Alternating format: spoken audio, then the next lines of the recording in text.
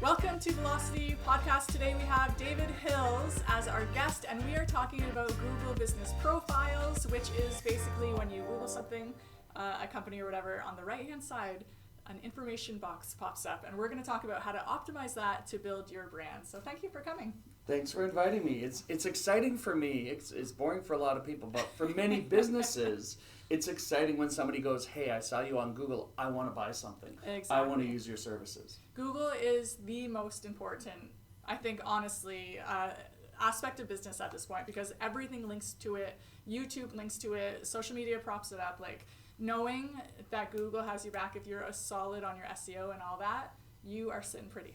Especially for local SEO. And most businesses, people buy from within a few kilometers. The last thing you want is when you search, I want a pizza, and you find a pizza joint in LA. Yeah, exactly. Yeah. And that's one of the best things that happen, honestly, for local businesses, is that Google kind of evened the playing field that way. Mm-hmm. They're like, no, we're going to start doing from, like, essentially kilometer-based rather than, like, who has the most money to pour into their website. Definitely. And for small and medium-sized businesses, it's not that difficult to outrank the megacorps. Okay, and that's exactly why we're here today. We want to learn how to outrank them and kick their butts. All right, what do you want to tell us first? Well, really quickly, the one of the best things about the Google Business Profile is right at the top, it's right at the top on mobile search, and more searches are completed on the mobile phone. Yeah, makes sense. And Google doesn't want to answer your search as much as your search intent. So even if you say, I want a pizza, your favorite pizza joint or the best pizza joint may be an Italian restaurant. So if you're searching, best pizza in Brantford, it may not even have pizza as the name, but it's the best pizza. And Google knows from all the reviews, all the information that's been posted, the products and services and the reputation and how much time people spend on their profile, that's the best place for a pizza in town. You know what? That is part of the problem with understanding Google. So we think Google works for us, the business owner, and it isn't. It wants to answer the question of the searcher, and that's the purpose of Google. Google actually trusts clients more than businesses because I don't know why. We're in it for us. But clients, they're the customer, and we're the product that Google is using to talk to the end user. But what Google wants to do is they want to give that end user the best information, the most recent information, the most accurate information possible, taking into consideration some of what we say. Yeah, for sure. But they're more concerned and they're more happy with photos and reviews and content posted by our customers than they are in us. Yeah, so we're jumping ahead. That's like the last point we want to talk about. Let's talk about optimizing our actual profile. So what can we do? A lot of us just have, and a lot of clients I work with, they just have their website and their address. Is there anything more we can do? There's about 10 sections to every Google Business Profile. They vary on verticals. Some places like restaurants have a lot more because Uber and all those different things and different delivery services. But you want to make sure every single section of those 7 or 8 sections is filled out. Your services, your products, photos. Photos are key. We all have this little thing, whether it's the piece of fruit one or the robot one. It is the most important thing because it also, when people upload photos, it tells people or tells Google where that photo was. Now, they don't pay any attention to it after that. They don't.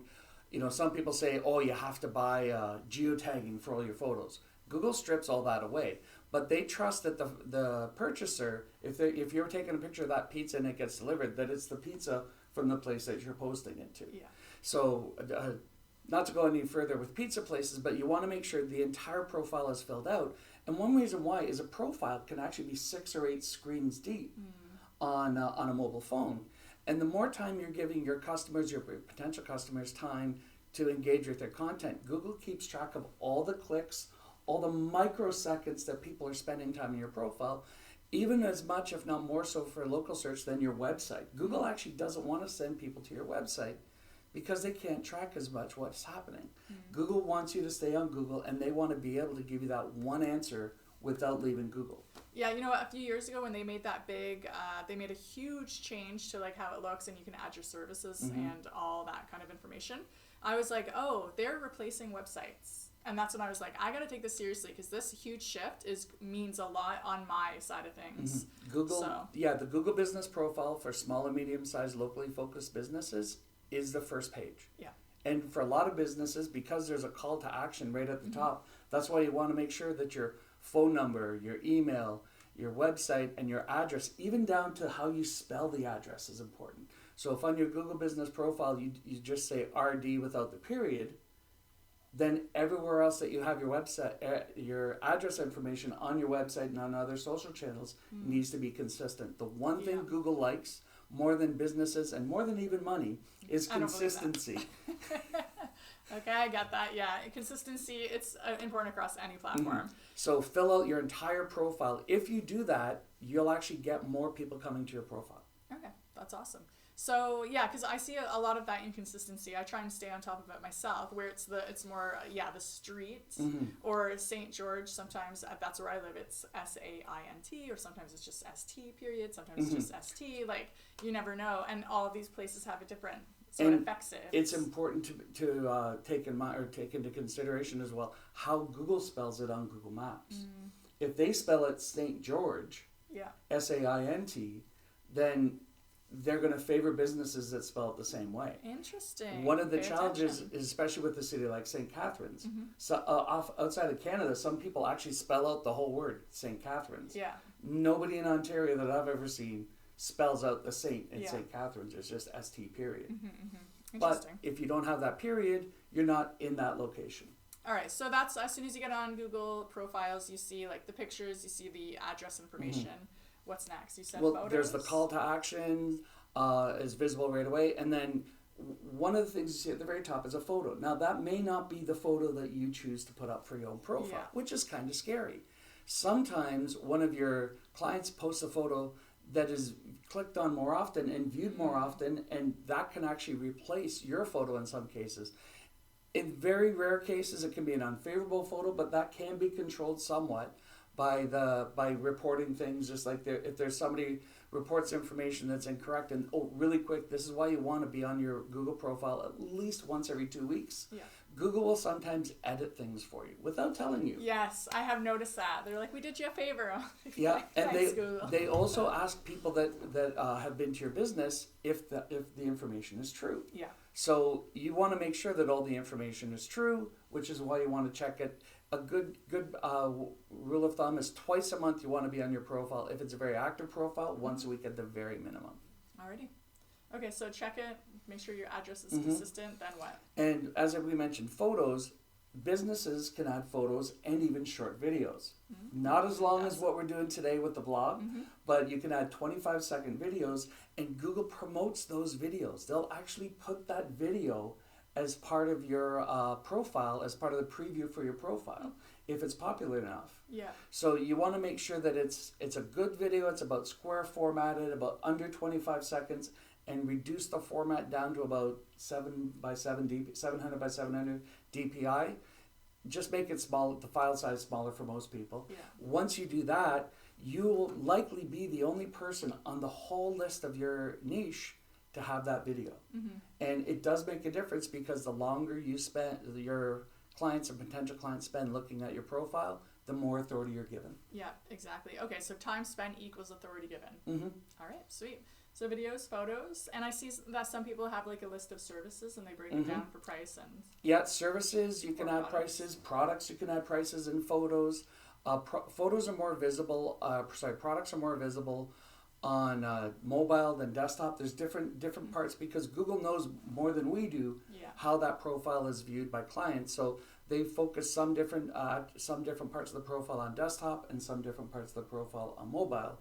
But adding your own photos, adding your own videos also proves to Google that you're alive. There's a lot of profiles out there that have been set up once and forgotten. Yeah. And that's the worst thing you can do for your profile. It tells Google that you're not engaged, and they're just not going to give you as much prominence in the results. Yeah, I can see that. Okay, so once we optimize our profiles, what else can we do to help? Well, you can ask for reviews, because remember I mentioned Google wants to hear what the customers think more than what we say about our business. Yeah.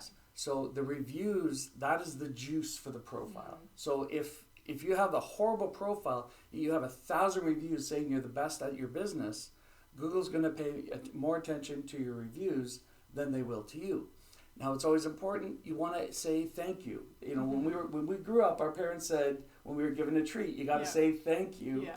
And that's the same thing with a review. Google actually kind of grades you on whether you say thank you efficiently or not. So that's one reason they send you an email, or whoever's managing the profile, they send an email saying, by the way, you got a review. Time to say thank you. Google actually tells you, just like our moms did. Yeah, they do. Time to say thank you. So the content of the review doesn't matter much. Sometimes I've seen people do like 500-word replies to reviews. It doesn't matter. A few sentences at most. And kind of how I gauge it for one of my clients is, if it's a more detailed review, I'll do a more detailed thank you. Okay. If it's just, you guys are awesome, thanks. Okay, so I have a question about that. When people do reviews, sometimes they're not specific with any keywords. They'll just be like, thank you, Purple Bee Media. We really appreciate you guys did it awesome. But it doesn't talk about social media or videography or anything. So I'll answer in my review, hey, we love taking care of your social media management, or we love doing that video for you, like trying to add the keywords. Yep. Does Google? Nope. No, doesn't care. They don't care about what you say. They don't care about what we say. But that kind of brings into, when you're requesting a review from clients, say, hey, you know what? It was great working, let's say, for an auto repair shop. It was great helping you out. We're happy that your car is running and you're going to be safe for the winter season or for the summer season. You know, just if you're happy with the service, you're going to be writing a review. Just, you know, let people know that you're happy with that tune-up we gave your car. Okay. Yeah. So I sometimes do ask people to be specific now, because when I have asked in the past, hey, can you give me a review, please? They'll sometimes just give a 5-star because they're too busy. And then I was like, okay, I'm going to be a little more specific. I'd be like, hey, a 5-star is great, but if you could just write something, and then sometimes it'd be that like generic. But even if you say, could you write something about what we did for you, or about that new toaster you got? You know, perhaps you got a new toaster for camping. You guys go camping occasionally. Yeah, well, camping sure. But anyways, we'll think about like the campfire toaster. You know, talk about that campfire toaster that we helped you with. If you give them, because that's something people search for, I want a campfire toaster. Yeah. So if they mention in their review campfire toaster, and then somebody else a few weeks later searches campfire toasters in Brantford, you can actually have that review appear as part of the snippet in the map pack. And so Google will say, you know, customer was happy with campfire toaster. Yeah.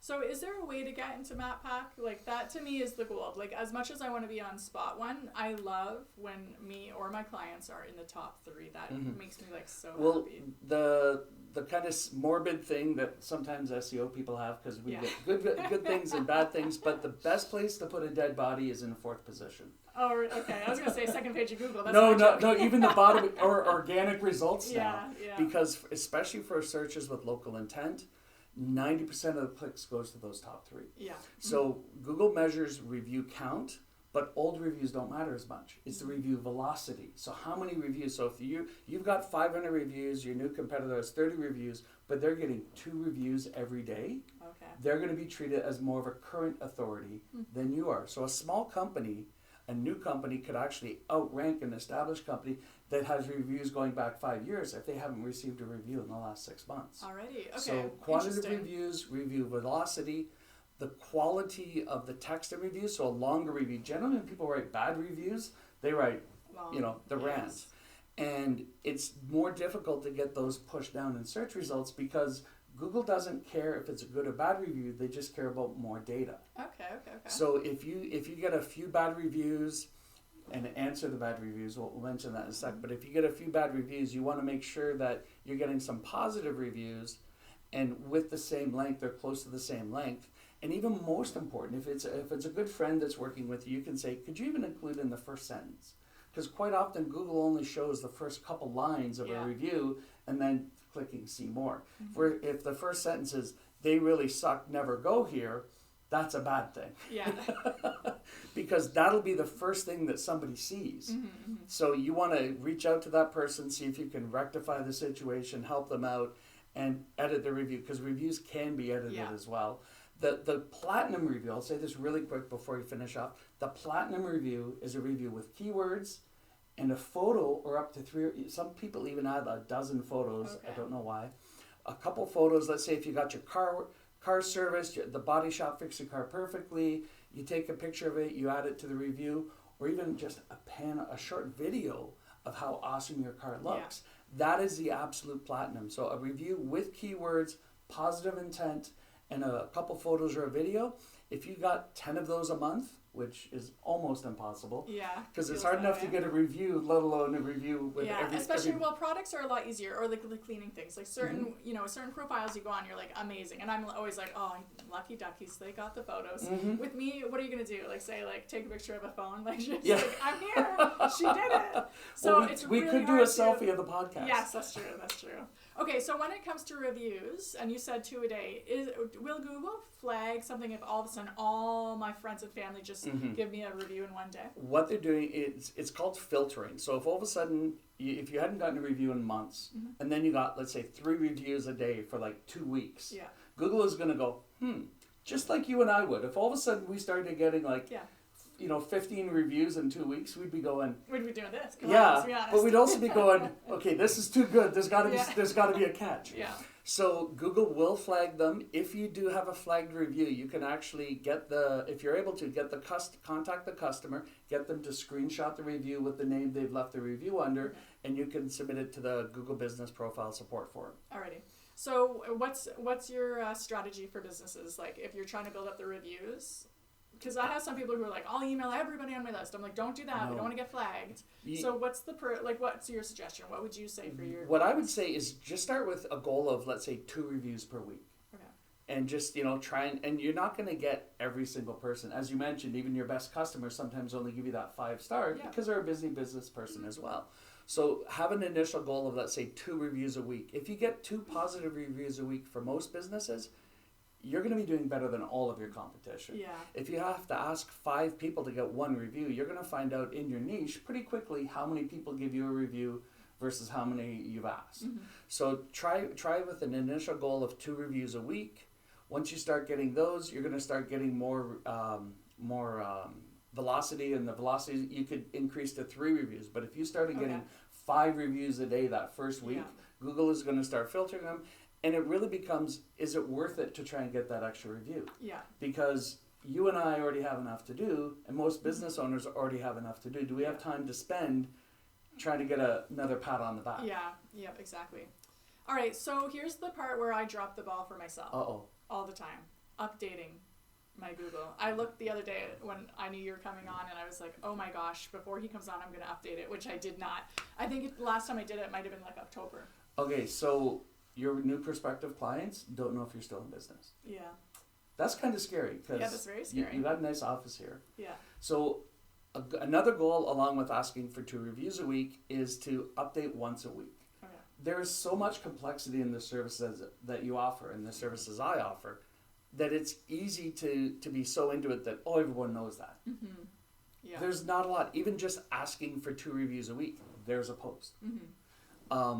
Asking for, suggesting people update their social profiles. If they're not a regular client of yours, if you're on a retainer for them just to help them, setting a reminder on our calendars once a week saying, okay, if you haven't done a post by this time, and we've all got photos. We can create photos. It doesn't all have to be for you and me photos of a cell phone. Yeah. We've also got happy clients. Yeah, that's right. If a client is ecstatic, you and I could probably take a few seconds to go, hey, what did you think about that? Yeah, okay. The challenge is... I did that the other day. Someone was sitting here and I was like, he said, I'm so happy with things. I'm like, wait, say that again. And it's a short video because he was like, Sherry did it and it was good. And I was like, perfect. Okay, no, so you can send that to him. I'm going to do that today. But send that to him and get him to add that to his review. I will do that. So there's the platinum. There you go. Platinum. That's what we want. The people don't have to create their own content. You can create the content for them and say, hey, if you're really happy, here's a review. So if you're a car repair shop or an auto body shop, you've just made this car look amazing,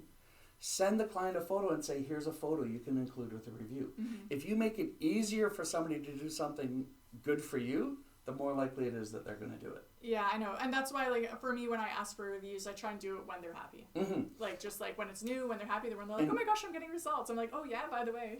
Yeah, and don't templatize it to the point. Don't make it a template as that every single review looks exactly the same. If every review says Sherry is awesome because... then it's going to look very repetitive. Yeah. And that's the last thing you want. And one thing you really do not want to do is you do not want to go creating your content with all the different AIs out there. Quite often, and I see it on some clients, I've seen reviews. One review on what the client said, furthermore, including on in summary, and there was like 1,500 word or 1,500 characters to this review and 7 paragraphs. Nobody talks like that. No. You and I are a bit of a wordsmith. We wouldn't talk like that. No matter maybe you would. Come on, give me a no. I don't want to do that either. I don't want to be known as that. But I'm not a copywriter yet. I'm working really hard at getting better. I'm better with photos and videos. Yes, 50,000 photos on an iPhone is just getting warmed up. Yeah. But anyways, the best things you can do, I guess, in summary before we get, make sure you reply, ask for reviews. But just to go with the updates. So updates, we can do pictures. Yep, pictures and short videos. And short videos. Okay, so you suggest once a week just updating only a picture. So we don't necessarily have to write or type anything out? No, you can add a picture to your photo section or add a video to your photo section and then do an update once a week as well. It could even be the same photo because they're going to be seen in different places. The updates do kind of have a time life. After 90 days, Google won't use them as a source for text justifications. Okay. But if you really are bored, I'm sure you could go back for like 5 years of posts on somebody's profile. It's just not everything's going to be current. All right. So updates once a week, and an update can be an offer or an event as well as just kind of a social post. One thing really important with the updates, your first sentence is the most important. Okay. So if you have a new product, a new service you're talking about, you've got about 75 characters on a mobile phone that are visible before you have to click that dreaded see more. Yeah. And we know that see more, it doesn't work. Like, it doesn't matter where you are. Like, people aren't clicking it. We like the gist and we scroll down. A photo with a 75 letter and space hook is the best thing to do. Okay. If it's an event, you get more information because there's generally a time and a date and a cost if there's a cost available. And then for, there used to be products for posts, but you could even do just, if you're really strapped, you could talk about your product or service with a photo as well. Yeah. Just make sure that first sentence is the hook. Kind of like the headline or the byline. Yeah, makes sense. Remember the newspapers? No, never heard of them. But if you didn't see that first line, the big bold is the important Yeah. part. We all know that, right? Even in standing in line at the supermarket, like you see the titles. The titles get us every time. Remember the National Enquirer used to have the aliens? I think they still have that. Yeah, I was in line, where was I? I can't even remember. And my kids were like, oh my, what's that? I'm like, oh yeah, this isn't even part of your like culture anymore. Like growing up, we were always like, we always think about it. And there was always the alien coming out of the baby. shopping cart. All right, awesome. So 3 things if you want to optimize your Google business profile. You need to make sure everything's consistent and you actually update it and fill it out. Complete every section. Number 2, we need to update regularly. Try to do once a week. Photos and an update post. If you see it next week, you're like, Sherry, photos and an update post. Okay, and then number 3, reviews. Your reviews. They are the gold. Yeah, because we don't control them. Our customers, people listen to reviews even though they don't know who's left them. Yeah. We'll go to a new town, we'll see a restaurant has 800 reviews that are all, and it's a 4.8 star rating. We don't know who those people are. No. There was actually a restaurant in Hampton, really quick. Their first day, they were open, they had 55-star reviews. Wow. Now, that may not be the first choice for a new restaurant that I'm going to go to because how do you have 50 reviews the day you just opened? They have good friends and family. They must have a lot of them. All right, awesome. Okay, that was really helpful, and what I love about, and this is what I try and do in my teachings and my podcasts and my videos, really practical and tactical advice. It's like once this video is over, people could literally go to their phone and do things, and that's exactly the information you offered. Yeah, you want to update it on your phone. It's even easier to update it on your, through the Maps app on your phone. Yeah. But it's even easier to update it on your desktop or on your laptop. There's a little more information. It's sometimes easier to drag photos over and even to create the text because a lot of us, my thumbs aren't as small as they used to. Yeah. I know, and I swear the phones are getting harder. When I have nails, I'm just like, oh my gosh. I do everything from my computer, but sometimes I'll be like sitting in the car being like, I didn't update that. And I said I was going to, and I'm Or if something really cool happens, it's great to do a short little update on your phone. Yeah, that's very true. And we should be doing that for restaurants and stuff because that's really easy to take a picture of the meal that you just were served. Okay, I haven't had lunch yet. That makes me hungry. All right, well, don't worry. We're going to go out afterwards. I already made the appointment. All right, thank you so much for taking the time. You're welcome. Thanks for inviting me today. This is exciting. All right, thanks for watching Velocity Podcast. I hope you enjoyed this.